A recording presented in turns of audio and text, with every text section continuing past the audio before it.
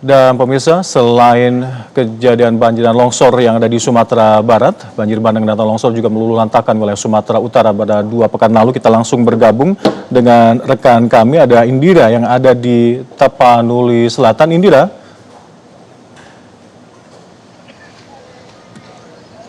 Halo, selamat siang, Indira.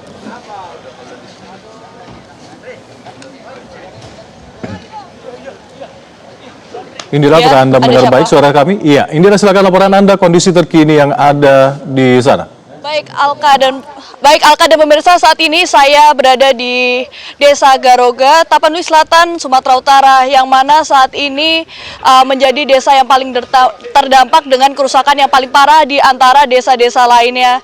Dan saat ini di tempat saya berdiri, di sini awalnya merupakan perumahan milik warga, dan di sini seharusnya juga dari tempat saya berdiri sampai dengan ke belakang saya itu semuanya seharusnya penuh dengan perumahan warga.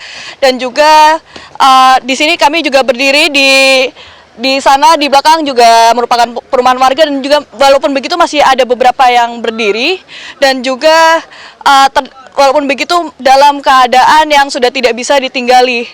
Dan juga karena hal tersebut disebabkan karenanya arus banjir bandang yang sangat deras sehingga membawa kayu-kayu yang akhirnya ambruk dan juga menghantam rumah-rumah yang berada di sekitaran daerah aliran sungai.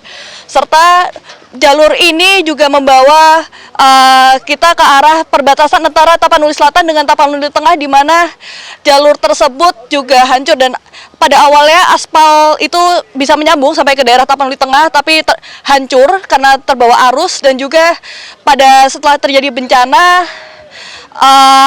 sebagai jalan alternatif dibuatkan sebuah jembatan dari gelondongan kayu besar, di mana untuk menyeberang ke wilayah Tapanuli Tengah. Dan juga pada awalnya juga dibangun sebuah jalanan penghubung oleh pihak satuan gabungan beserta dengan masyarakat. Walaupun begitu, pada Selasa 9 Desember 2025 yang lalu, pada sore hari turun hujan yang deras sehingga arus yang berada di sana seharusnya sudah surut kembali mengalir dengan deras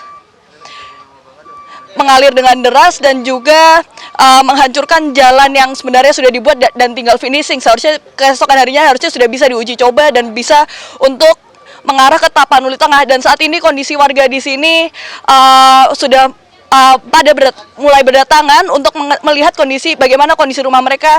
Dan juga di sini juga disediakan bantuan berupa baik makanan, air bersih, dan juga pakaian. Di sini juga terdapat dapur umum yang di belakang tenda-tenda milik Brimob, sehingga warga di sini juga merasa berkecukupan untuk bisa menghidupi hidup mereka setelah imbas bencana banjir bandang dan tanah longsor yang melanda pada 2 minggu yang lalu. Walaupun begitu, di sini warga tidak ada posko warga di sini karena warga dialihkan ke wilayah yang lebih aman, yaitu di Desa Utagodang yang tepat berada sebelum di Desa Garoga dan juga Desa Aik Ngagol sampai dengan Batang Toru, di mana di sana banyak pengungsian dibangun beserta dengan dapur umum untuk bisa menunjang kehidupan mereka setelah terjadi bencana. Dan di sini juga hanya ada pada malam hari hanya ada pihak berwajib seperti polisi, TNI, dan petugas gabungan. Sedangkan warga pada malam hari ketika kami memantau kondisi malam di sini juga tidak bisa ditemukan warga. Sekian yang bisa saya laporkan, kembali ke studio. Baik.